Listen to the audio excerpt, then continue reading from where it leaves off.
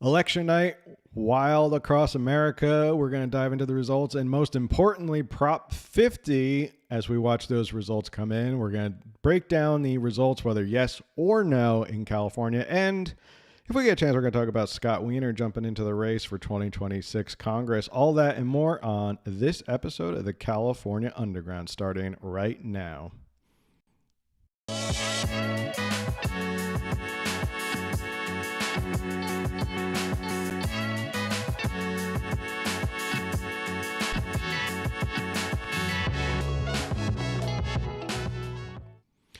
What's going on, everybody? Thanks for tuning to another episode of the California Underground. I am your host, Phil. We have a ton to get to tonight. We're going to be watching the results coming in live for Prop 50. We're going to break down everything that happened with Prop 50. A ton of people already in the chat, already talking right now. That's pretty exciting. And we're going to break down as well Scott Wiener running for Congress in Nancy Pelosi's district. So looking ahead to 2026 already. But first, if you haven't already, make sure you subscribe, like, share, follow. All that stuff helps the algorithm. And helps the show and helps more people find us. And as always, my trusty co-host, the best, the fastest researcher in the West. What's going on, Camille? How are you tonight? Hi, I'm good. How are you? We're good. I guess we should start off first off with the big announcement before we jump into the live results that are coming up at 8 o'clock. We're going to tune into one of these Fox local news networks to see. Welcome everybody in the chat. It looks like the chat is already pretty lively tonight. So if you have any comments, you want to vent or anything like that, please do so. So the big news that we've been kind of teasing is that the Telegram is going live. Our members only Telegram that we have been talking about is gone live. We will send out the link in the chat and let people know how you can sign up. It is a subscription-based members only Telegram. The reason we're doing it that way is so that we can build a community. The purpose of it is to share more California stories. Camille and I are going to share stories throughout the week. It allows more chance for people to comment, stuff like that. You don't have to wait for the show every week. That way, if there's a story that comes up, we're like, hey, this is pretty interesting. You guys should check this out. We'll talk about it in the Telegram. Also, other things as well. Like, we don't have to just stick with like California politics, but we're just going to have this like community and it's going to be fun. And we're probably going to do like special members only lives. We have also talked about like exclusive merchandise for members. Like you'll get exclusive first look, you'll get 15% discount. So there's going to be a bunch of member perks for joining in the Telegram. So it's kind of like a members only California Underground community. So with that, let me do that. I'm going to put the link somewhere. Actually, let me do the link after we do this Prop 50 because this is going to be coming up in just a couple minutes already. Okay. Do you have any thoughts right off the bat about Prop 50 and how it's going to go tonight? Well, we have a couple minutes before the polls close. Sure, but really quickly, I just want to say I'm trying out earbuds and I don't think that they're working. So if I like ditch them and if my sound is off, please just let me know. I apologize in advance that I am not a technology person. Anyway, Prop 50.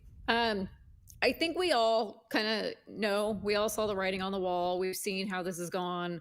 Prop 50 is not going to pass in, I don't want to say our favor because I'm sure many of you have different opinions, but my favor, I personally was a no for Prop 50. I believe it's going to pass as a yes. And so I guess my only hope from there is that come the midterms, that despite it passing, that people still go and vote more red. And I just want to say that I'm not trying to make California like fully red or anything like that. I just want it to be more balanced. We do have about 5 million registered Republicans and in the state of California, and we're very, very underrepresented in Congress, in our state legislature, all over the place.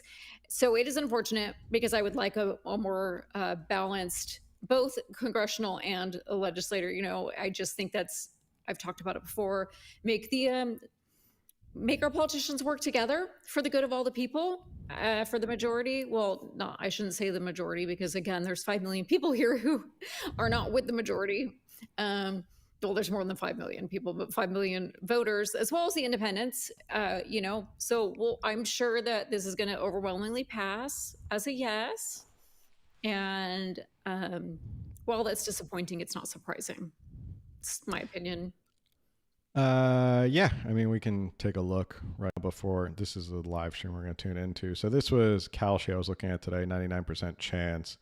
Do California support Prop 56.7 from Vote Hub? I mean, Calci already has it. It's going to be a 99% chance of passing. Yeah, we saw the writing on the wall. We'll talk about that after we get the official breakdown in the news of what's happening. And I have a lot to say. I have a lot to say about what happened with Prop 50. We worked hard to kind of get a lot of information out about there. We had the great roundtable. There's only so much like we can do, though. That's the sad thing, is like we did as much as we could to like inform voters, break it down, talk about. I mean, we talked about Prop 50 ever since it was introduced. Like we've been talking about it for so long and trying to tell people like this is what's going to happen with Prop 50, and like you guys have to pay attention. You have to know what's going on. And I'm not blaming anyone in the, you know, if you're tuned in tonight and you're in the chat and you're passionate about politics and you're in the chat blowing it up, which is awesome. It's really a great chat tonight. You guys obviously know what's going on with Prop 50, and we did our best to try and keep people informed, to give our point of view. And there's only so much like we can do. And there's a lot of like blame that I'm not afraid to kind of point fingers at different places, and we're going to get the information. I'm sure we're going to get the news in like just a couple minutes right now on this Fox local live stream. But yeah, I did post in the chat the Telegram link. So if you guys want to check it out, I should probably just pin it so that people don't lose it somewhere. But anyway, we'll talk more about the Telegram as well. There's a lot to talk. It's a very frantic episode tonight. We got Zohran Mamdani, who won. That was not shocking at all. It was kind of a clean sweep for Democrats on the East Coast, Virginia governor, and who was the other? Oh, New Jersey governor, which was disappointing that they were so blown out. Like it's not even really close. So let's see. Are they coming back? Are they going to start talking about KTVU special election coverage? I think this is up in San Francisco. So this was really the only one I could find that's live streaming. I was kind of disappointed. I thought maybe my buddies over at NBC San Diego would be having something, but I guess not. So people in the chat, let us know your thoughts about it. Let us know what your thoughts are on terms of like what you thought Prop 50, where it kind of fell flat, where it didn't go well. And let's tune in to see what this live coverage says, because I'm sure they're going to tell us right now. California. And other high-stakes races across the country could offer a snapshot of voters' feelings 1 year since Donald Trump reclaimed the White House. And welcome to our special election coverage from KTVU. We are streaming live for the next hour right here on the Fox local app. Good evening, everyone. I'm Mike Meeback. And I'm Claudine Wong. We are tracking that statewide ballot proposition, some important local races, and some other notable elections in other parts of the country. The polls just closed in California moments ago, and we just got some results in. That's right. The biggest question on the ballot, at least for voters right here in California, was Proposition 50. And just about a minute ago, the Associated Press called the race in favor of Prop 50. The initiative will suspend the state's independent redistricting commission and temporarily use a redrawn political map through the year 2030. Now, we're also keeping an eye Temporarily. on Measure A, that's out of Santa Clara County, a 5/8 of 1 cent sales tax increase that is designed to offset federal. All right, so there you go. That was really fast. Well, That Good night, everybody. didn't take any time at all. It passed, and like I said, I wasn't shocked by this. I saw the writing on the wall. I saw the polls. There is so much to get to here. I don't even know where to start, and I don't know if I should start with my frustrated rant about this, and then we'll get into maybe some good news, possibly good news about what could be happening with Prop 50 and why don't celebrate too fast. Don't pop the champagne, Democrats, quite so fast. What do you think? Rant first and then commentary, and just let's just get it all out right now. Rant away. Rant. All right, chat. There's so much blame to go around. We were kind of chatting about today. Corinne Rankin, if you don't know who she is the newly elected chair of the California GOP. And we were chatting today, and I said to people, this was her first big test as the new chair of the California GOP. And she has absolutely, utterly failed. Like, that was the biggest test thus far as chair. And she failed. Like, she just failed. I did not see any effort at all by the California GOP to try and combat this. And this is so unbelievable that if the California GOP can't even be bothered to fight this at all, like literally at all, like to lift a finger to fight this at all. And I'm sure there'll be people like, oh, well, they did this and they did that. They compared to what Democrats and Gavin Newsom did, it's nothing. It's paltry compared to what they did. You didn't do anything. And I was expecting way more opposition. I was expecting way more mailers. I was expecting way more ads. I was expecting really a full frontal assault for the opposition. And there was nothing. And the California GOP just stood there and let Gavin Newsom and the California Democrats run roughshod over them, steal these districts from them, steal representation. Because if you know anything about the California GOP, they love their congressional seats. That's all they brag about is congressional seats. They don't care about state seats or state Senate seats or local seats or anything like that. Jessica Milan Patterson, when she was the former chair, that's all she ever bragged about was how many people she got elected to Congress. So if that's all they cared about, they dropped the ball so completely that they didn't put up any sort of fight. Like, this should have been DEFCON 3. Like, this is an emergency. Do whatever you have to do. Call in donors everywhere across the country and say, we have to fight this here.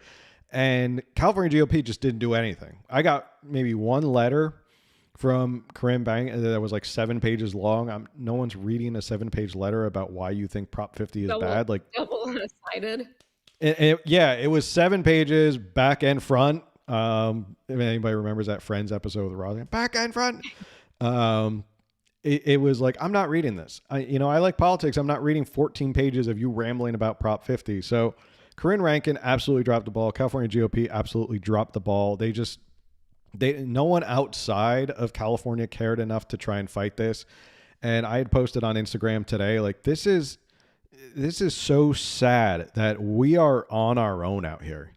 Like, people outside of California don't care. And there's so many people who are like, well, just forget California, let it just fall into the ocean. Like, no, this is why you have to fight in California. I'm sorry, I'm doing the like dramatic girl, like clapping, like snap back or something. But this is why you have to fight. This is why you have to fight this stuff here in California. Because this now, what they have done, where they just go, well, we don't like the results, we're just going to gerrymander and rig the election in our favor, is now going to spread across the country. And after the results tonight, if you're reading the tea leaves tonight, people are not happy with Republicans. They're not happy with the Trump administration. And for plenty of good reasons, there's plenty of good reasons to be angry at Trump 2.0 and dismayed about Trump 2.0. If you're reading the tea leaves and you say, wow, there is a lot of anger and furor against President Trump and Republicans going into 2026, and now California has opened the door to allow blue states to do this because it's for democracy, you forget it. The House is gone next year. If you're Republicans, you can kiss that goodbye. Speaker Johnson's gone. It's going to be probably a Democratic House. It's just, you've let this happen on your watch. I'm sorry. And for all that talk that Arnold Schwarzenegger talked about, he's going to go out on the campaign trail and he's going to oppose this because this was my initiative. Where was he? Where was Arnold Schwarzenegger? He showed up, the last week of all of this? Like, it's so inexcusable that there was no fight at all. And I give credit to people who tried, who were door knockers, or like young Republicans or anything like that. They were out there trying to do their best and they got no support. Like, that's how people view us here in California. We're on our own. We got to fight this out ourselves. No one's coming to rescue us. No one cares. No one gives a crap about us here in California. We got to do it on our own. All right. That was my rant. I'm going to go through the chat while you give your thoughts because the chat is going wild right now. Sure. Hi, chat. Yeah, I actually live in a fairly conservative area, and I did notice that there were a lack of any signs regarding this. But at the same time, I am guilty of not putting up signs. I could have gone to my local GOP office, gathered up some signs, got my kids out there, and put out some signs. I mean, truly, I admit I didn't do that. And like you mentioned, the Republicans, when we were chatting earlier, I did say that organization really outworked everyone from what I saw. They, up and down the state, they were door knocking, they were phone banking, they were hosting events. Like truly, they were out there fighting this. I know Corinne Rankin did a video or two. That's what we've done. Like you said, we've been talking about it since basically even before they officially decided there was going to be a special election, when they started talking about having their closed door session to see if they're even going to move forward with this special election. We were talking about it. We're small, we're growing, we're small, we're doing what we can. And I think probably everyone here is doing what they can as well. But it was very surprising to me that today, on a local Facebook group that I'm a part of, my city group, there were so many posts. Where can I vote today? Where can I drop off my ballot today? And then I got a few messages of people asking me, how are we voting? Do you have a Republican cheat sheet? What else is on this ballot? And I don't say that to shame anybody whatsoever. It just tells you, like, it backs up your rant, tells you where we're at. There was really not a whole lot of messaging. There wasn't. The GOP did. The California GOP did drop the ball. They should have been calling every other state GOP, every major donor, and, please, can you donate enough for 100 signs to this city, to this county, to this GOP organization, whatever. Please, do you have any volunteers that you can send out this way? Can you pay for messaging? I received one mailer total, which was a vote no. I actually didn't receive any vote yes mailers, surprisingly. But at the same time, oddly enough, a lot of mail doesn't make it to my house. I don't know what it is about my house. I love magazines, and I have all these magazine subscriptions, and I'm really lucky if I get 3 of them a year out of 12 issues. It's kind of crazy. It's like, oh, that I still have the subscription. So yeah, I don't get a lot of, it goes elsewhere. I don't know. So maybe that's why I only received the one. What we talked about too, and I don't know if I'm wrong in this, but what I saw is that we won 2024 big time. Not necessarily California, but as far as nationally, we got Trump, we got Congress, we got the Senate, right? And that was a big win. And I feel like the majority, again, not speaking for everybody, but I feel like the majority went, okay, we're good. Trump won. We got Congress. We got Senate. We can sleep now. We can relax now. There was no plan. We cannot reelect Trump. This is it's his last term. What is our plan for next time? And this is very obvious now to me that there is no plan. There was no plan. I guess it's JD Vance, but what about everything else? So it is concerning what's going to happen with the primaries. And there's even speculation, Alex Padilla, state senator here, has confirmed he's not going to run for governor. Katie Porter, I think the Democrats want to replace her. I think they're seeing a Joe Biden situation, not in the sense of her health declining, but that maybe she's not the best option after some recent videos have come out. And all of a sudden now Kamala is saying she's not done with politics. Alex Padilla has said he won't run. The Democrats don't have a strong person to run for governor. And so it's like, is Kamala Harris maybe going to come back in, even though she previously said she wasn't? And it's just, where are we even going? California, what are we doing with all the things, all the elections, all of them? There's a lot, and then we still have a gubernatorial election coming up next year. For those in the chat who are going wild, thank you everyone for tuning in. If you want to give a shout out from where you're tuning in from California, I'd love to hear from where you guys are tuning in from, live all over California. Some people ask why people are mad at Trump 2.0. I see it. I see the anger. There were exit polls. Numerous news outlets were saying that economy was the number one thing. And I'm just going to be honest. I think the economy needs to get going. If there's going to be a good primary, or not primary, a good midterm for the Trump administration next year, and Republicans, they got to get the economy going. Like, the economy's been a little sluggish. The tariffs have been rough. Maybe people aren't really feeling it as much. Like, it's interesting because I was looking at different tweets, and there were tweets from last year, 2024. Like, the economy was the number one thing for the exit polls, and that's why people voted for Trump. And then this year, the exit polls still said economy, but that's why they're now voting against Trump. So it's interesting to see that swing of like, it's always the economy, stupid, to quote James Carville. And it's got to get going. Like, it's got to get moving on the economy. A lot of people voted for Donald Trump because of how good the economy was in his first term. So Trump 2.0, maybe a little sluggish. Maybe the tariffs need to work themselves out and trade deals and stuff like that. But it doesn't change the fact that this is how moderates and independents feel, is they feel like the economy hasn't gotten going. Maybe they played into the anti-Trump sentiment, and in California that works. There's so many people, there's so many people who voted for this literally to stick it to Trump. And we talked about it. We showed ads of, like, Tom Steyer did one where it was like, you want to stick it to Trump, vote yes on Prop 50, like, with no rationale. It was all, we just want to stick it to Trump.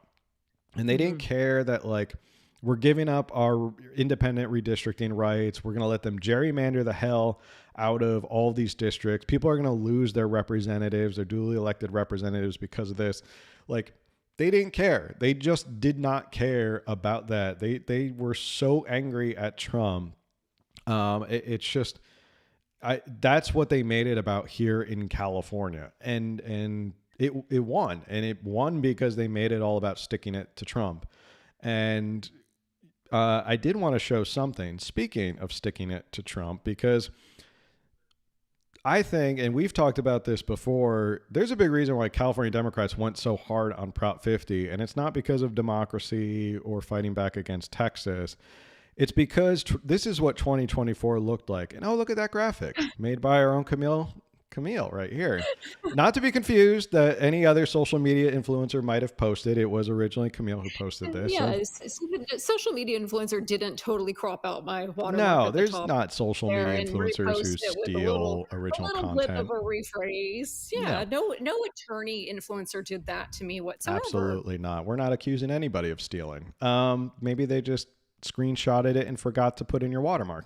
So this was 2020 and this is 2024. If you look at this, and a lot of us last year were looking at this going, wow, look at the results. Like, this is unbelievable how much more red is in California.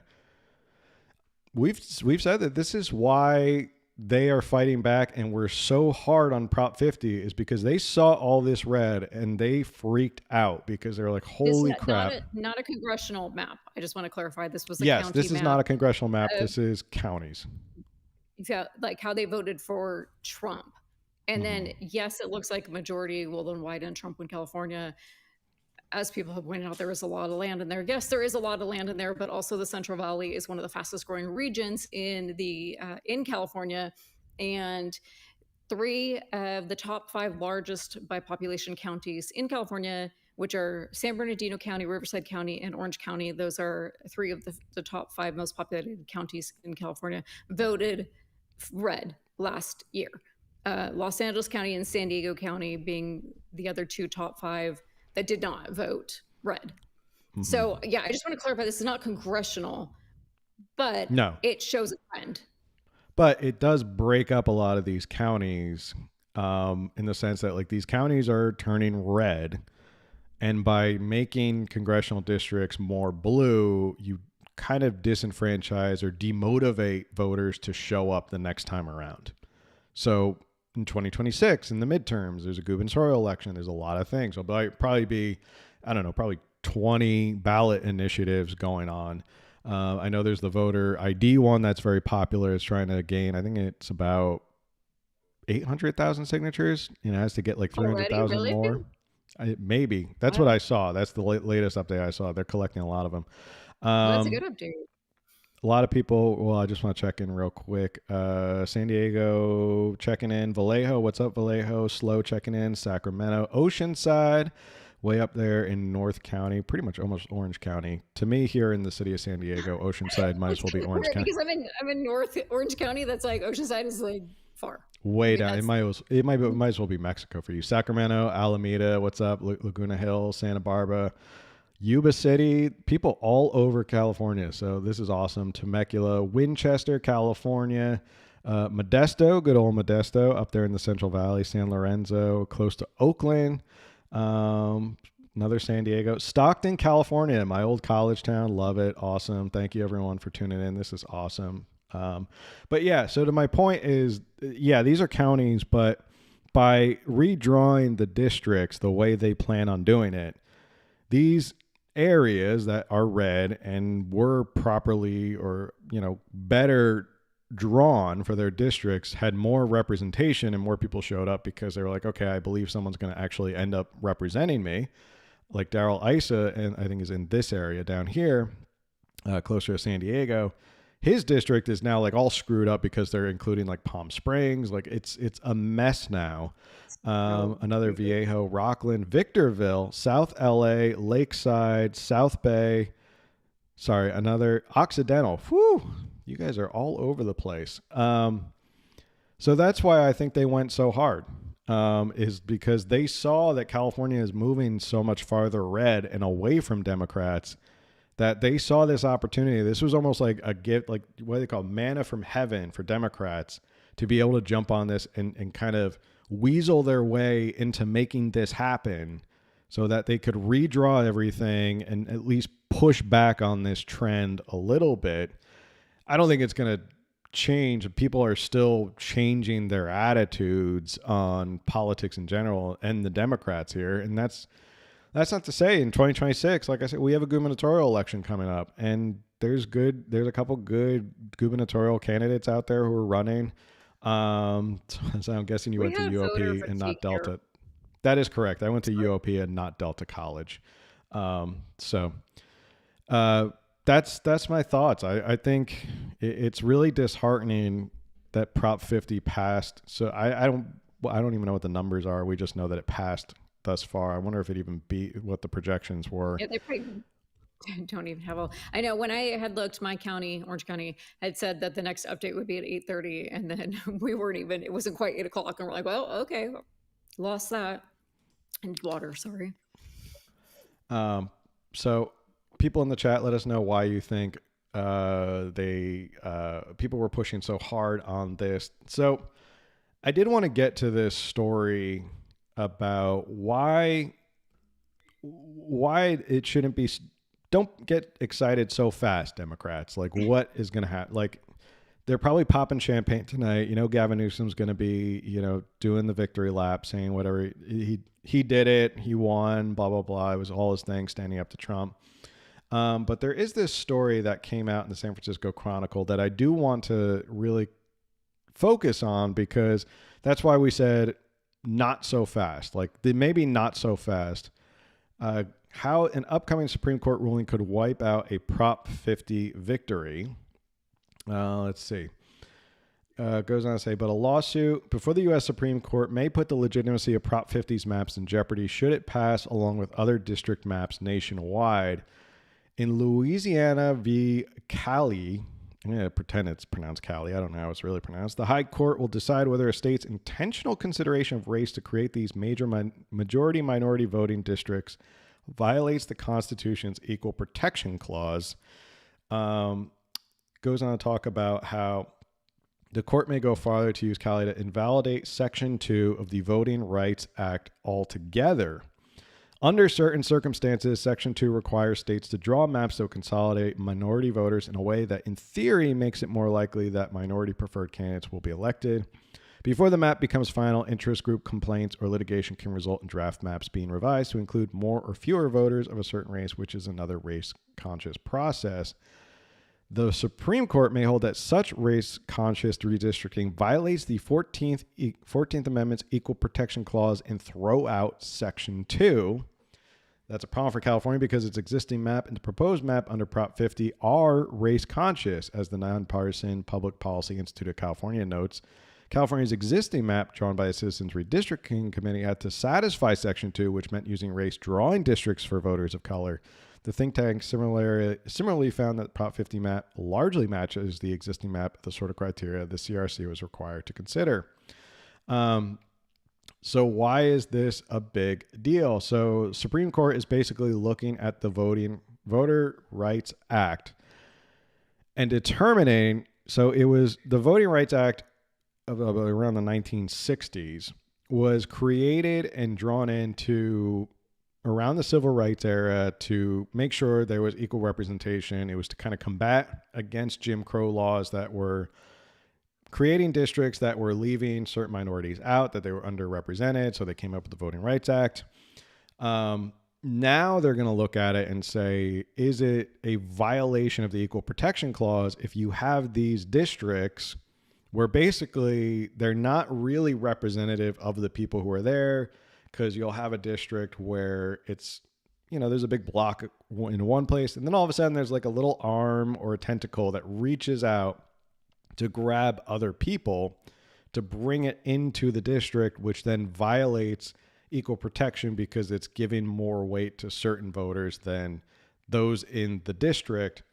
So if the Supreme Court, long story short, if the Supreme Court overrules Section 2 and throws this all out together, what could happen, and this is going to be heard, this is in the Supreme Court now, it's going to be heard by the Supreme Court, so they're probably going to get a decision next year. Usually you get a decision late in like early spring or summer before they go away on their summit. They like to drop all these bombs and then run off to their vacation homes, which I don't blame them because some of them are so controversial. If they drop this early next summer, that means that a lot of people can jump into federal court and say, wait a second, all these districts that were redrawn under Prop 50 violate this new ruling by the Supreme Court and it's been overruled, which could change everything.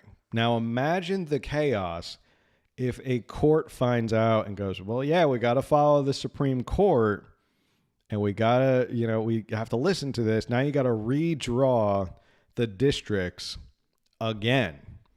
Like we may be looking at, there's a possibility that next summer there could be a mad dash to figure out what the districts are going to be under a new Supreme Court ruling that gets rid of Section 2 and all of this gerrymandering.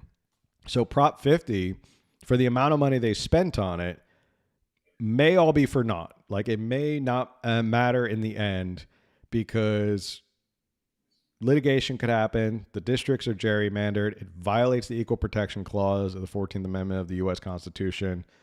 And here we go. Districts have to be redrawn again. So if the Supreme Court rules this way, and then if people start going to court and then they win, we wouldn't go back to the maps that were redrawn in the 2020. We wouldn't just revert back to the original decision. We would start from scratch again. I would think, well, based on this, what the Public Policy Institute is saying is that the old maps drawn in 2020 still met those criteria of Section 2, which means you couldn't revert back to those because those are also a violation of Section 2. So new maps would have to be drawn altogether. But this also presents an issue because we now voted to give away the power to the Independent Redistricting Commission to the legislature. So now the legislature may have to hastily redraw districts next summer, and they have to abide by this possible new ruling. It's quite a mess, and it's kind of like, it's why we got into this in the first place is because the Biden DOJ sued Texas over the Voting Rights Act and violations based on the districts that they drew. And then here we are. Texas had to redraw their districts. California saw it as an opportunity because Trump said something, made an off-comment remark. And then here we are with Prop 50. So this could throw 2026 into an absolute tizzy. Now, I don't know if it's even possible to get this all done, but who knows? Like, crazier things have happened if this does happen. So if anyone has any questions in the chat, let me know. But that's basically what could happen. Is like, don't pop the champagne yet, because the Supreme Court could come in with this ruling and totally throw all of this out. Like, all these districts that they had Paul Mitchell draw up just for them could just be out the window by next summer anyway. So you have any thoughts on that? I need a nap already. Okay, so obviously I knew we were talking about this tonight. You sent me this article. Oh, this is interesting. We should definitely talk about this. Yes, I read the article, but I did not understand what it meant until just now. So this is not like, again, I'm not having some false reaction on camera to be all like funny or dramatic or something like that. So I'm processing now this thought. And I just think, California, we have such voter fatigue. I know I do. And I've mentioned this before. We had the regular elections in 2020, and then we had the special election in 2021, and then we had our state election in 2022, and and then in 24 was like the national elections, and then here we are in 25 with the special election, and now it could all be for naught come next year. No wonder why people stay home. Yeah. No, not really. Don't stay Someone home. Had a question. Doesn't Prop 50 violate the spirit of the state constitution that we already voted on privatized redistricting? Can I add this to the... Oh, you can't really say it. That we already voted on private redistricting. Well, that's the thing, is that by voting on this proposition, you are voting to amend the Constitution, the California Constitution, temporarily in this time frame, which I think temporarily. We've said this so many times before, as Gavin Newsom likes to use his hand gestures. There is never, give me an instance, if you know it, of any time that people have given the government temporary power and that they have willingly given that power back. I'll wait. I don't know of any examples. I mean, the Patriot Act, anybody? It's still law. The Patriot Act is still out there. And we thought, oh, we're just going to do it because of 9/11, because of security. Nope, still have the Patriot Act, and it's been abused, and it's been used for wrongful purposes. It's been used against U.S. citizens, to spy on U.S. citizens. No one's raising an eyebrow at that, but when you give temporary power to the government, it is very rare that they ever give it back. And I imagine by the time 2030 rolls around, they're probably going to, maybe now that the legislature has been in control for 5 years, they're going to be like, well, we've been doing such a good job, if we do say so ourselves, why don't we just keep it? We don't, pat on the back. We did such an amazing job. We're in power. Like, we don't need to give this back. So, I don't know if anybody in the chat knows any temporary program. I'd love to hear it. I'll wait, but I don't think there's any. I want to ask this, and yet I don't want to ask this. Do we want to see if there's any live news of Gavin Newsom's reaction to this? Is there any live news of Gavin Newsom? Or of him reacting to the Prop 50 passing?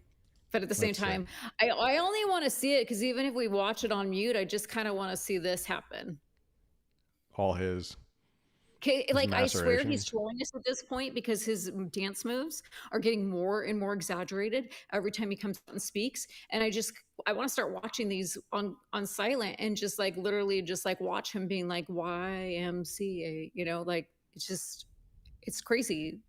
Like hula hooping, belly dancing, doing, what is that? I don't know, all of them. He's just like got this weird, like, what was it? But he was like asked a question of the day, and then he went like this, like his head just like fell off his neck, and it was, anyway. I'm kind of curious about his reaction, but maybe we don't really want to see that right now. Maybe we're not ready for that. I'll keep an eye out on X if there's any video that we don't have to listen to him talk about it, but if there's any video, I'm sure he's already taken his victory lap. All right. Any other thoughts on Prop 50 before we get into any other stories or our next story? Not from me. I don't know. What's up, chat? If anyone has any comments in the chat, well, we can come back to it if people have any comments or anything like that. This next story, I guess, looking ahead to 2026, now that we're talking about Congress and redrawing congressional districts, one district that's not being redrawn conveniently, interesting, they didn't want to redraw this district, was Nancy Pelosi's district in San Francisco. And Scott Wiener, who's one of our favorite legislators because he provides so much content for us to talk about, announced that he was running for Congress for Nancy Pelosi's seat. Now Nancy Pelosi has not announced she's retiring. There's a lot of rumors that she is announcing retirement soon. I guess she said she's going to wait till after the election, maybe tomorrow or something like that. But either way, Scott Wiener has announced in a very professionally put together video that he's running for Congress. So let's take a look. It's a very short video, so I'm not subjecting everyone to a long video of Scott Wiener. So, my family escaped fascism in Russia and Eastern Europe and came to this country. And I never would have predicted in a million years that we'd be seeing the rise of fascism in the United States like we're seeing today. San Francisco has always been on the right side of history, standing up for democracy, for civil rights, for basic decency. It's one of the many reasons why I'm proud to be a San Franciscan. I'm Scott Wiener. I'm running for Congress to defend San Francisco, its people, its values, our Constitution from the attacks that we're seeing today. Join me now. Let's stand up together and fight for what we believe in. that was it. He literally just recorded that on some San Francisco City Hall campaign steps. Someone commented the Patriot Act is 375 pages long. How did the government officials create the Patriot Act in 4 days? Oh, that's an interesting question. I mean, that's for a whole different episode if we want to go down that rabbit hole. But yeah. So Scott Wiener running for Congress. Again, let me pull up this article. Let me see. Here it is. Sorry, there's so many tabs open right now because of what's going on tonight. And I'm like trying to balance everything. Apologize to everyone who is watching. All right, let's see. I'm sure Nancy Pelosi will announce that she's retiring because I don't think that they would go against her, especially like diehards like Scott Wiener. They stick together. So I'm sure she'll be announcing she's retiring. And then, of course, he's termed out of Senate. So this was the next logical place for him to go, I guess. Mm-hmm. Let's see. Scott Wiener. Well, he's been teasing it for a while. I mean, he's been thinking about it. He had announced even, I think, last term, and then was like, oh, no, I'm going to stay in Senate. I think that happened. Mm-hmm. Going on and talking about, quote, this is what Scott Wiener said. This really isn't about Nancy Pelosi. Nancy Pelosi has moved mountains for the country and for San Francisco. I think the world of her. She's not said whether she's running again or we're now to the point where we're just a few months out from the filing deadline. And so it was time to enter the race. This was most shocking. Wiener's 55 years old. I don't know why that seems odd to me. Like it doesn't make sense that he's 55 years old. Served on the San Francisco Board of Supervisors for 5 years before he was elected to the state Senate in 2016. He was reelected twice in 2020 and 2024. So he was never an assemblyman. He was always in the Senate. During his 8 years in Sacramento, Wiener had been leading campaign of the pro-housing California YIMBY, or Yes in My Backyard movement, sponsoring or co-sponsoring bills that aim to clear away impediments to housing construction. Goes on to talk about all the stuff that he's done and all the town halls. Also running is 39-year-old Saikat Chakrabarti. If anyone in the chat knows how to properly say that, I give you credit. I'll give you a free link to our members only Telegram, which you can check out. The link is pinned at the top of this YouTube chat. A wealthy software engineer who helped launch payment processing company Stripe, he also worked as chief of staff to Representative Alexandria Ocasio-Cortez, who unexpectedly defeated New York incumbent Democrat Joe Crowley in 2018. Chakrabarty said he's running against Pelosi, who was first elected in 1987, to offer San Francisco voters a younger generation of leadership. 1987. Oh my God, term limits. Yeah, term limits, absolutely. Like we should not be having people die in office. I don't know. That's probably a hot take politically, but can we just stop having politicians be in Congress so long that they quite literally die in office? Like Dianne Feinstein was a senator until she died in office. Robert Byrd was another one who literally died in office. Like this is sad. Like we have a new aristocracy in our country, and they exist in our Congress. You ready to hear some of the great things that Scott Wiener's done? If this is just to give you an idea, if people don't know who Scott Wiener is, if you haven't been paying attention to like local California politics, Scott Wiener, and this is why we say he's one of our favorite, because he provides so much content for us to talk about. SB 145, sex offender registration reform. The bill amended the California's penal code to give judges discretion over mandatory sex offender registration in case of non-forcible oral or anal sex. And I'm sorry, I should have put a disclaimer on all this. If you're squeamish or you have children, you might want to have them leave the room right now. Age 14 to 17, if the offender is less than 10 years older than the victim.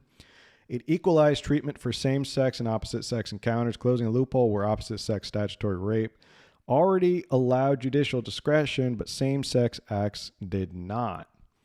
Okay. SB. Serious Go question. ahead. I'm sorry. Yep. That is that a summary or is that the actual text of the bill? Do you know?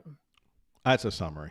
That's not the actual text. Just because I'm wondering if the bill uses the word victim, because if they do, they actually call that 14 to 17-year-old a victim, but then say they don't have to, that the person that victimized that person, they don't have to register as a sex offender if they're less than 10 years older, but the child is still a victim.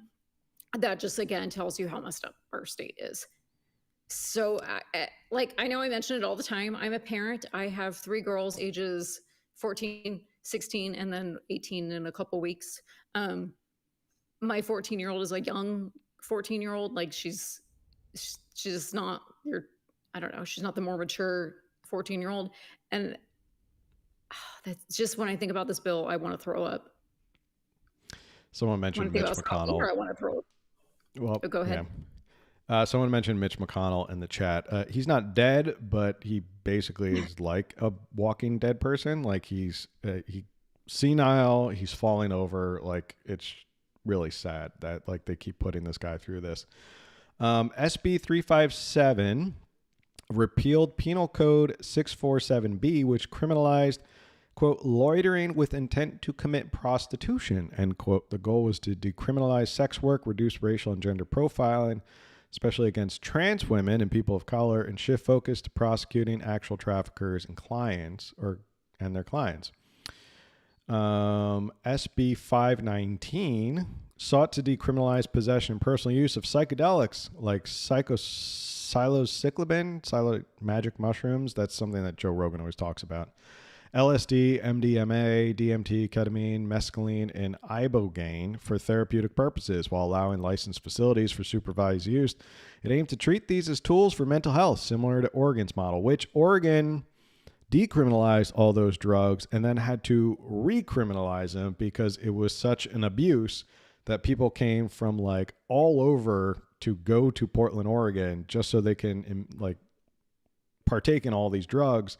And now they have a horrible drug problem in Portland. So nobody, I guess no one saw that coming, that if you decriminalize all the drugs, you'll attract people who want to do a lot of drugs. Housing, zoning bills. Yeah, he's done a lot of that stuff. AB 715, anti-Semitism, requires K through 12 schools to appoint an anti-Semitism prevention coordinator. We talked about that recently. Prohibits harassment based on Jewish identity. A couple other ones. Intersex surgery ban, SB 201, proposed delaying non-essential general surgeries on intersex infants until they can consent. Huh. Uh, But I of course, mean, he's always trying to lower the age of consent. So let's just say, I'm just going to read that again, and people in the chat are probably like, wait, what did you just say? Proposed delaying non-essential genital surgeries on intersex infants until they can consent. okay, that kind of makes sense.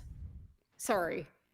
So meaning they can't, So go ahead. rationally, it's like, oh, well, I mean, we can't force genital surgery on infants because they can't consent. So we'll let them get to the point where they can consent. But like you Well, I said, think the age of consent goes down. I think that they're implying these are babies who were born with both male and female parts, and often parents will decide, Whether they oh, can. but then that's where not all cases, but where many cases have come, like from the 70s and early 80s of confusion of they don't match. Like they're talking about like, I feel like I'm a girl but I'm not a girl. And I don't know if there's DNA testing that could be done at birth to determine, oh, their chromosomes are this. Like, yeah, they might physically have both parts, but they're technically a boy, technically a girl. I don't know. And if that were the case, then that would be the proper way to go. So I guess this bill makes sense in the sense that like they have both parts, but they feel one way throughout their life, and that's probably who they are. Mm-hmm. But at the same time, that's a lot for a child to grow up with for years and years and maybe even into puberty of like having both parts. That's also very confusing. So I could see why parents would want to choose that at birth. So I know the point is not to talk about this bill. It makes sense. There's a lot to it though. Like it's not. So I guess I get the bill. I don't know. I don't want to throw him out of the bus for this one. Someone said, did I hear infant? Yes, you did. You did hear infant. Someone said the infant blinked, it consented. So that's some of the things, the important things that he's tackled. Another one, SB 219, mandated gender affirming language in elder care. Court actually struck it down for violating free speech. And then recently, during his new congressional run, he dodged questions on H.R. 3565, which was blocking certain arms to Israel, drawing fire from the party's left flank for perceived pro-Israel ambiguity. Scott Wiener is Jewish, so there's that, which is probably going to be a problem for him with the far left wing of the Democratic Party because they're mostly free Palestine and they are not big fans of Israel. So that's Scott Wiener in a nutshell. He's running for Congress. We don't know if we believe Nancy Pelosi is going to run or retire very soon, which I never thought I would actually see the day that she is actually retiring. I thought Nancy Pelosi was a vampire and she was going to live forever. I thought she was going to outlive all of us because it just seemed like she's been in Congress like my entire life. Like that's how crazy it is. She's just one of those people, like she's been around for quite literally forever and she just never goes away. I mean, how old is Nancy Pelosi at this point? I don't even know how old Nancy Pelosi is. I'm going to look this up. While you look that up, there was an interview with Gavin Newsom from like 8-9 days ago, and someone asked him about Scott Wiener has entered this race. If Nancy Pelosi stays in, who do you support? And it was very full stop. Nancy Pelosi, she is, a masterclass on what she's done in Congress. And they questioned him like, well, what about, getting someone younger in? And he's, Nancy, from what I've seen, she's still just as young as, the day I'm paraphrasing, the day I met her kind of thing. And I just laughed because I'm like, yeah, he said the same thing about Biden. So Biden was a masterclass even after that debate where he couldn't speak, where, determined that Kamala Harris would now take his place as the Democrat nominee and all that. And he was there that night of that debate saying, "Oh, Joe Biden." Anyway, how old is Nancy Pelosi? 85. Okay. She was born while World War II was still going on. Just let's put that in perspective. I don't want to age shame her. Like, I don't know if she's a grandma, but just go be a grandma. Go. She's like a great grandma at this point, I'm assuming. True. My mom is a great grandma, and she's a lot younger than Nancy. So. Maybe that's not is a good way to end. If anybody has any other comments before we wrap up the show for tonight, please feel free to drop them in the chat. If you have any questions, comments about anything, we're kind of opening it up right now for anybody in the chat. And there's a ton of you in the chat, which is awesome. So much. Thank you everyone for tuning in all over California, checking in. I mean, that is about Telegram. He pinned the comment, but maybe Telegram. Throw it in there. There's I pinned the link at the top of the chat, so make sure you go check it out. It's $1.99. We tried to ask for like a small amount for members. We're going to be doing stories throughout the week. Camille and I will be sharing, chatting with you guys, stuff like that. Maybe doing some lives, members only lives, merchandise like 15% off, stuff like that. You'll get first access to new merchandise as we roll it out, stuff like that. I don't know. We'll come up with a whole bunch of perks. It's just the beginning, but if you want to join a community and help support the show, you can go check it out. It's the link in the pinned chat. We're gonna have to we'll add the Telegram in the description possibly, or just go to California Underground on Instagram. I say that because the live chat does disappear after the show ends. Yeah, we'll put it in the description. So for anyone who's listening after the live, I just want to make sure that I'll bug Phil to share it to his Instagram stories and hopefully add a comment here so that you can check it out after the fact. Because if you're going to be like, I don't see it, I don't see the chat, the live chat does not replay after the fact. So right. Yeah. So my point was going to be, I mean, we have way too many octogenarians and baby boomers, and 1940 is like. 1940 isn't even baby boomer at this point. The idea of baby boomer is you came after the war. You were born before the U.S. even entered the war, which is insane to me. There's a lot of people who are in Congress and in positions of power right now who are at a certain age. Someone commented she's worth well over $400 million. She's worth a ton of money.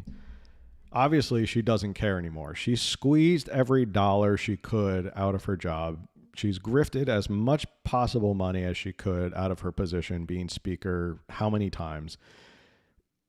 There's a serious, serious problem of like these old people hanging on to power way too long, and they just don't care about the future of America. And that's what's really sad is like, it's when you're 85 years old, you care about one thing, probably making enough money so that your grandchildren and your great grandchildren can live very well and they don't have to worry.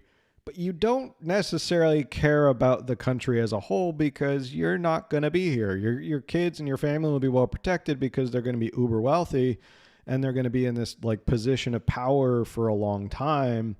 But you don't care about doing what's best for the country as a whole. And we just don't have enough people at the positions of power, at these levers of power, who give a crap. Like that's basically the way to put it. They just don't give a crap about the future of America. So they'll sell America out. They'll rise up the debt. They'll get whatever they can. They'll make all this money on insider trading. And at the end of the day, they'll fade into the sunset. Some of these politicians just do it until they die. Like we said, Dianne Feinstein was one. Robert Byrd was another one. And it's just unbelievable that they've gotten to this point where they believe that position is owed to them, that they've been deemed to hold that position for as long as power. And I always kind of half-heartedly joke that we have like a new aristocracy in America We do. We have a new aristocracy in America. We tried to get away from the crown and the monarchy, and instead we have a new aristocracy where the senators stay in their positions of power no matter how sick they get or how old they get. They literally die in office, and they don't care about the future of America. And Maxine Waters is 87. Maxine Waters is 87. I just looked it up. Maxine Waters. Okay, I'm going to look this up now while you add some thoughts. Well, there's always Omar Navarro. He can run for her district again. Oh, gosh. Speaking of Congress, Sarah Jacobs posted something of her on a truck standing in a couch or something at the Mexican border, and you made a point like she's running for governor. I was like, oh, gosh, no. If anything, she would have the money to run because she's a grandchild of the people who started Qualcomm. The oldest members, maybe not governor, but I seen that photo. I felt like she's trying to rebrand herself as like, it wasn't like a sexy photo, or maybe it was, but I get that from it, but it did feel like she's trying to be a little more edgy and pretty.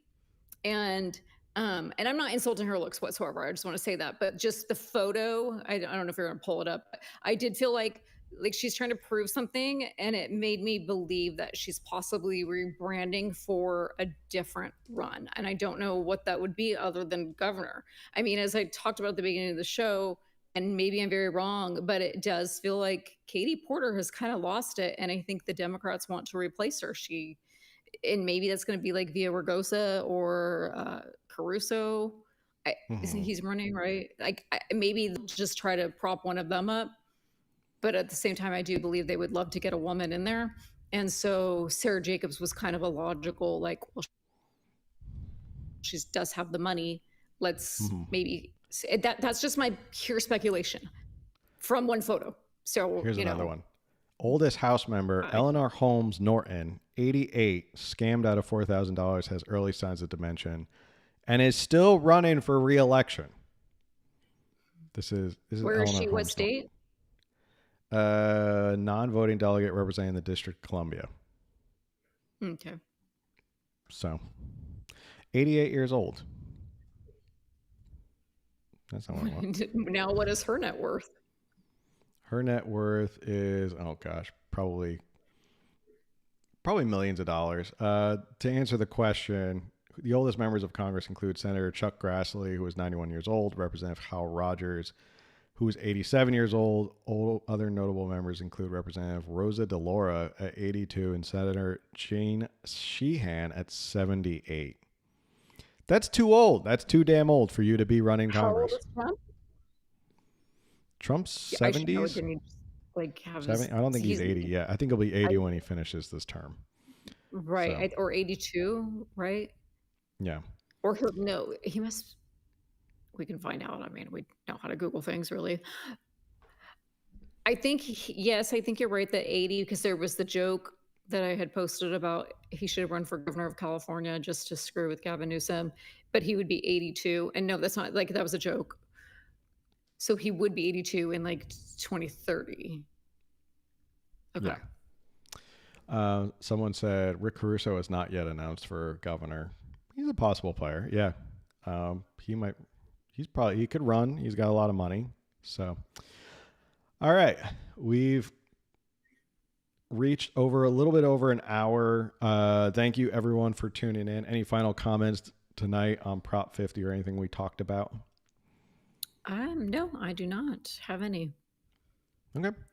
Make sure you guys, if you're interested, check out the new Telegram channel, members only Telegram channel, where that is now live. You can go check it out. Like I said, the link is pinned. We'll put that also in the video description. We'll put it in the podcast description as well if you listen to this on audio. And thank you everyone for tuning in, because this was an awesome night. Great chat. Everyone was very excited. Love to see that. Love to see all you people in the chat. Makes the show so much more interesting when I'm constantly looking over and seeing what you guys have to say, and you're all having nice little conversations with each other. Those are the kind of conversations we're trying to foster in the Telegram channel, is all you guys kind of chatting with each other and keeping up on California news. I'm so excited for that. Yeah, Camille's very excited for that. She's been on me to get this going, so we're finally announced it. We're going live. It's live now. You can come join us. please come join us because it's just me and Camille right now since it just went live. We want Yeah, a lot of maybe people we'll to give join. us something special to the first subscriber. I shouldn't have said Yeah. that without your permission, but Yeah, I don't know what the we'll come first up thing with would be. something. Maybe someone can get some free merch or something like that. But yeah, thank you everyone for tuning in. We do the show live every Tuesday at 8 p.m. So make sure you tune in. We're on audio as well. Check out YouTube in general because we post a lot of news hits and stuff like that as well. Shorts, Instagram, all that stuff. The best thing you can do to support this show that is 100% free is you can share this with someone who you think will get a kick out of it, who wants to know more about California politics, is interested in California politics, and feels like their voice is not heard in California. Tell them to come check us out. And with that, we will see you on the next one. Later.